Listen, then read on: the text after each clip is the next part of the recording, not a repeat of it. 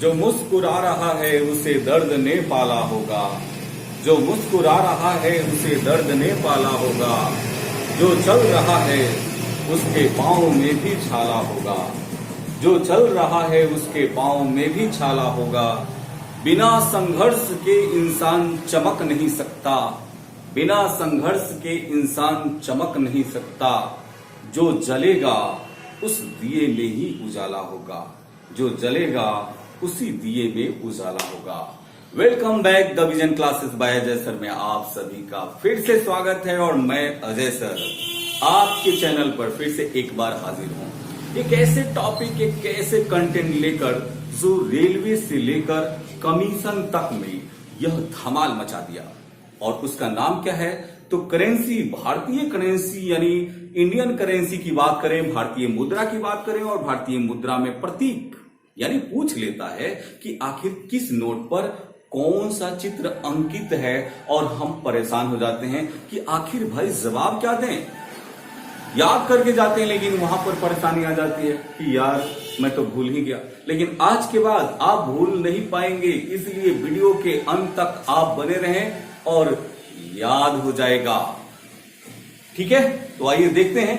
सबसे पहले हम देखें कि ये 10 रुपए, 20 रुपए, 50 रुपए, 100, 200, 500 और 2000 ये हमारे मुद्रा है, नए मुद्रा जो बाद में क्या किया गया, पुराने मुद्रा को चेंज करके और नए मुद्रा को प्रचलन में लाया गया। ये हमारा मुद्रा है और मुद्रा का कभी कभी क्या हुआ कि साइज पूछा, आकार पूछा, आकृति पूछ ली कि भैया उसकी साइज क्या होता है। 10 रुपए की साइज कितना, 63 गुने कितना, 123। अगर 20 रुपए की देखें 63 गुने कितना है, 147। और 50 रुपए की साइज देखें 66 गुने 135। उसी तरह से 100 रुपए की देख लें तो 66 गुने 142।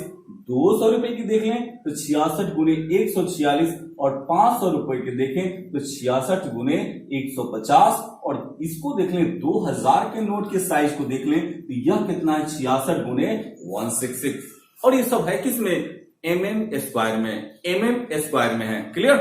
तो ये याद रखना है। सबसे ज्यादा आपको करना क्या है कि 10 रुपए और 20 रुपए, ये जो 10 रुपए और 20 रुपए वाले हैं, यहां जरा देखिएगा कि यह 63 के रेंज वाले हैं, लेकिन बाद के जितने भी होंगे वह कितने के रेंज के हो जाएंगे, तो ये सब जो हो जाएंगे वह 66 के रेंज के हो जाएंगे, 66 के रेंज के हो जाएंगे। लेकिन दाहिने वाला याद रखना पड़ेगा, यानी उसकी लंबाई को याद रखना पड़ेगा।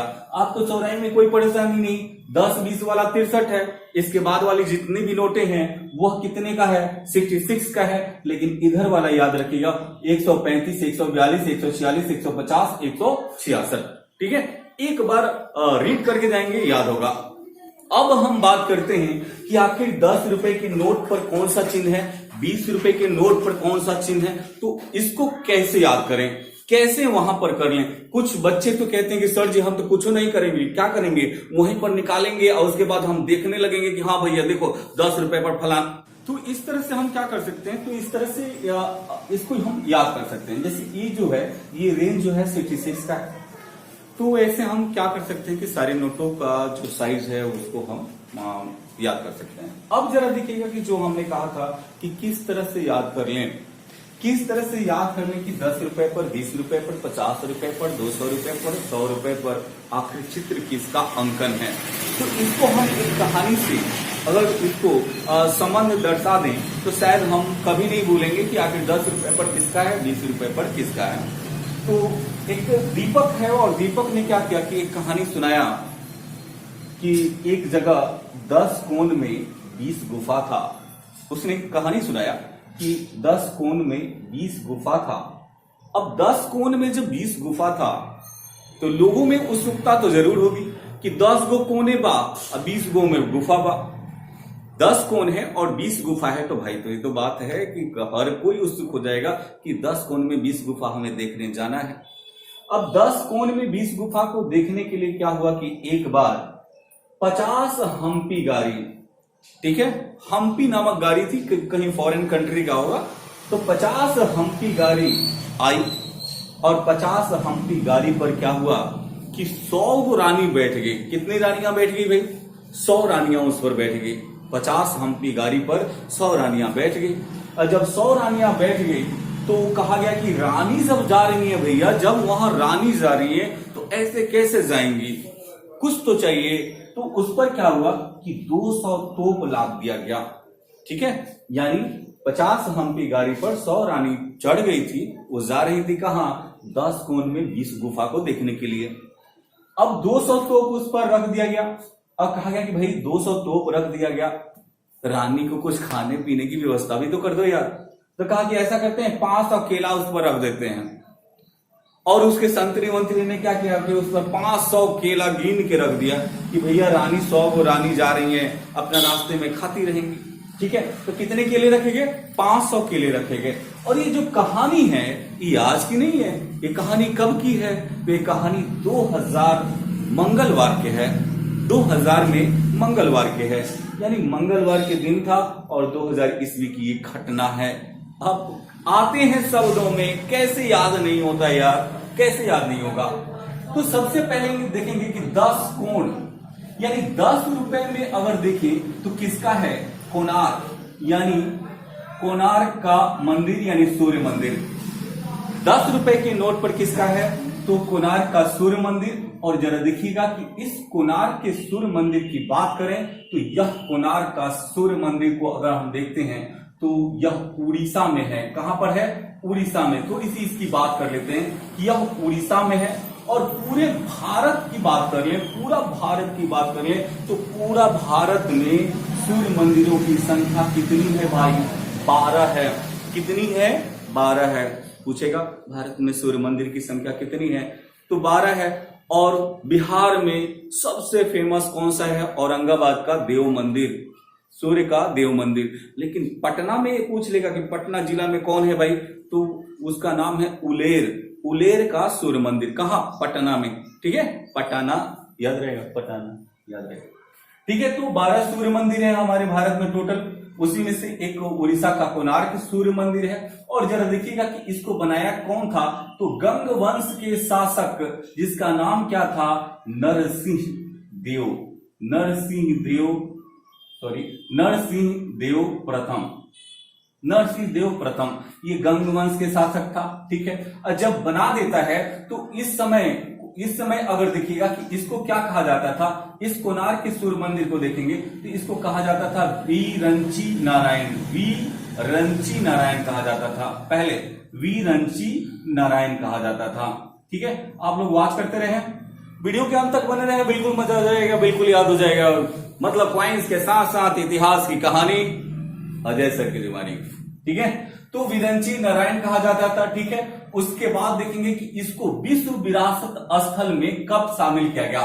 तो यूनेस्को एक ऐसी संस्था है जो करती क्या है कि वह भारतीय या अन्य जो देशों के विश्व विरासत में शामिल होने वाले स्थल होते हैं उसको शामिल करता है। तो इस कोणार्क के सूर्य मंदिर को अगर देखें तो कब किया, 1984 में, यानी यूनेस्को ने विश्व विरासत सूची में कोणार्क को कब शामिल कर लिया, तो 1984 में, 1984 में कर लिया। ठीक है, याद रहेगा। भारत में कितने सूर्य मंदिर है, 12। बिहार में कौन सा, देव। उसके बाद पटना में कौन सा, उलेर। ठीक है, और अपने पास भी है एक झाउआ में। ठीक है, तो उसका मान्यता अभी नहीं दी गई है, तो ये ध्यान रखिएगा। और इसको विरंची नारायण कहा जाता था, कोणार्क के सूर्य मंदिर को। इसके आगे हम देखेंगे कि 10 कोण जब हो गया तो थोड़ा सा मिटाते चले क्योंकि स्पेस का क्राइसिस है और इसको हम मिटाते चलते हैं। ठीक है, आप लोग थोड़ा सा स्क्रीनशॉट ले लें, स्क्रीनशॉट ले लें जल्दी से। अच्छे बच्चे हो जी, पढ़ाई लिखाई 13-22 से तुम हो, जल्दी जल्दी करो। क्या बात है, वेरी नाइस। चलिए मिटाते हैं बाबू, चलो मिटा देते हैं। चलिए यहां से देखते हैं कि जब 10 कोण में 20 गुफा को जाना, तो ये 20 गुफा क्या है, तो 20 गुफा वही है भैया, अजंता की गुफा। कहां क्या है, अजंता की गुफा।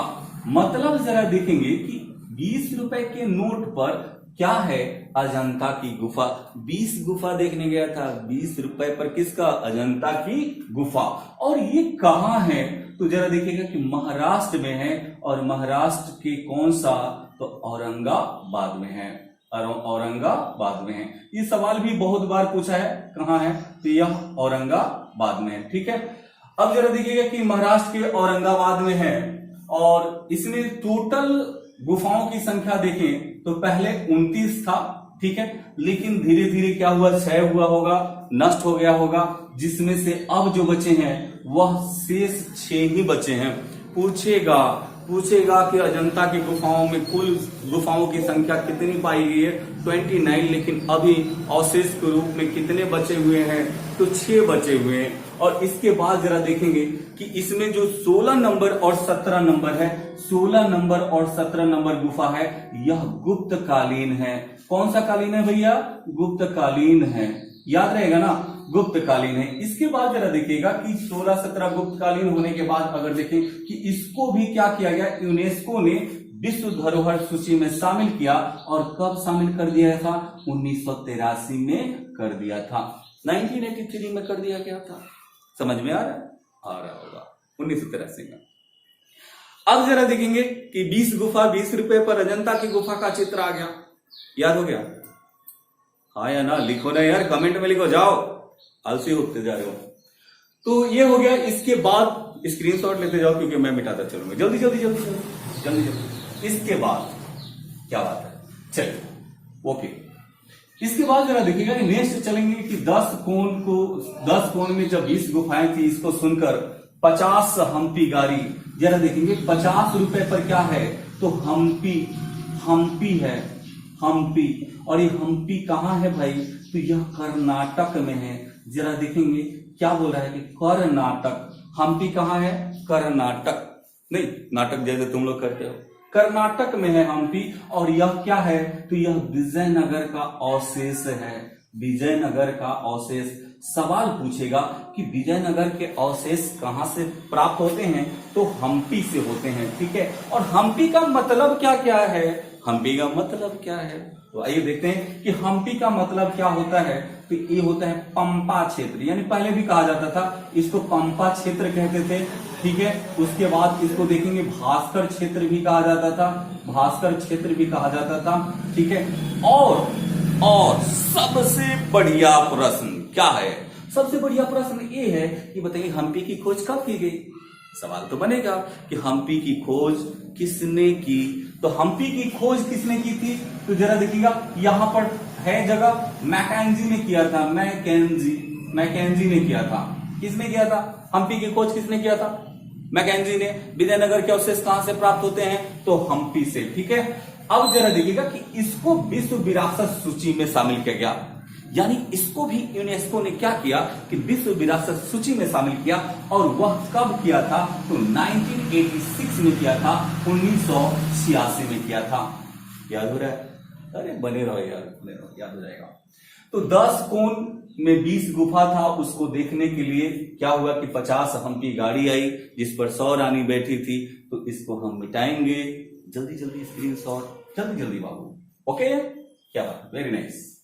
चलिए इसके बाद क्या होता है कि जैसे ही 50 हम्पी गाड़ी पर वो बैठ जाती है, तो कितनी रानियां बैठ गई, तो कह रहा है कि 100 रानियां। मतलब जरा देखिएगा कि 100 रानियां, 100 के नोट पर किसका है, तो रानी का बाव, रानी का बाव है। गजब, रानी का बाव है। बाव का मतलब समझ रहे हैं क्या होता है कि विश्व का पहला जल प्रबंधन का जो टेक्नोलॉजी अपनाई गई थी वह रानी का बाव में ही अपनाया गया था। मतलब एक प्रकार का कुआं है, एक प्रकार का वेल है, और बढ़िया से सुसज्जित करके इसको बनाया गया था, और उसी को कहा जाता है रानी का बाव। अब जरा देखेंगे कि आखिर यह रानी का बाव कहां है, तो यह गुजरात के पाटन में है। कहां है, गुजरात के पाटन में है। ठीक है, गुजरात के पाटन में है, क्लियर। अब गुजरात के पाटन में है, तो इसकी एक और देखेंगे कि आखिर स्थापना किसने कराई थी, बनवाया किसने था, तो सोलंकी वंश की रानी थी, सोलंकी वंश की रानी थी जिसका नाम था उदयमती। क्या नाम था, उदयमती, उदयमती ने बनाया था। ठीक है, तो बोलेगा कि रानी के बाव का निर्माण किसने कराया था, तो सोलंकी वंश की रानी उदयमती के द्वारा कराया गया। ठीक है, आप स्क्रीनशॉट लेते रहे, उसके बाद मैं मिटाता चलूंगा। तो 10 कोण में 20 गुफा, 50 हम्पी गाड़ी पर बैठकर 100 रानी क्या करती है कि वहां पर जाती है, तो ऐसे तो जाएगा नहीं। क्या किया गया उस पर, 200 तोप लादे गए। तो 200 तोप जब लादे गए तो जरा देखिएगा 200 पर तोप का मतलब क्या? सांची का स्तूप बोल रहे हैं बाबू, सांची का स्तूप। सांची का स्तूप की बात किया है हमने। 200 तोप यानी 200 पर किसका? सांची का स्तूप। और इसका निर्माण किसने कराया था? तो अशोक ने कराया था। किसने कराया था? अशोक के द्वारा इसका निर्माण किया गया था, सांची के स्तूप का। ठीक है। इसके बाद जरा देखिए कि इसको विश्व विरासत सूची में कब शामिल किया गया? तो विश्व विरासत सूची में इसको 1989 में इससे शामिल कर लिया गया। ठीक है। और ये भी पूछेगा कि सांची के स्तूप की खोज किसने की? सांची की स्तूप की खोज किसने की? तो सांची की स्तूप की खोज जो की थी उसका नाम था देखते हैं, जिसका जनरल टेलर था। जनरल टेलर, ठीक है, जनरल टेलर ने किया था इसका। और इसके बाद अगर हम देखेंगे कि फिर आगे चलते हैं तो 500 केला लादा हुआ था। 500 केला का मतलब क्या कि जरा देखेंगे 500 पर किसका है? केला का मतलब किला, और किला का मतलब क्या भैया? लाल किला। कौन सा? लाल किला। ठीक है। 500 पर किसका है? लाल किला का है। किसने बनाया था भाई? शाहजहां ने बनाया था। शाहजहां के द्वारा बनाया गया। इसके बाद जल्दी चलते हैं 2000 पर देखेंगे कौन सा है? तो मंगलयान का है। किसका है? मंगलयान का है। 2000 पर मंगलयान का है। ठीक है। तो 2000 पर मंगलयान के साथ साथ अपना भी मंगलयान खत्म होता है क्योंकि समय समाप्त है। आप सभी वीडियो को इस बिना स्किप किए हुए देखें, और जो भी नए व्यूअर हैं उनसे रिक्वेस्ट है कि आप हमारे साथ जुड़िए, और डेली कंटेंट ला रहा हूं, डेली वीडियो आपके लिए ला रहा हूं। और कोशिश है कि चाहे आप बीपीएससी के कैंडिडेट हों, बिहार दरोगा, यूपी दरोगा, यूपीपीसीएस के हों, आप मेरे साथ जुड़ के देखिए। उसके बाद पिछला सेट लगाएं, अभी का सेट लगाएं, और लगाने के बाद आप देखें कि आपकी तैयारी किस दिशा में है और कैसे चल रही है। ठीक है। तो इसी के साथ चैनल को ज्यादा से ज्यादा बढ़ाने का काम करें। फिर मिलते हैं कल अगले वीडियो में। जय हिंद, जय भारत।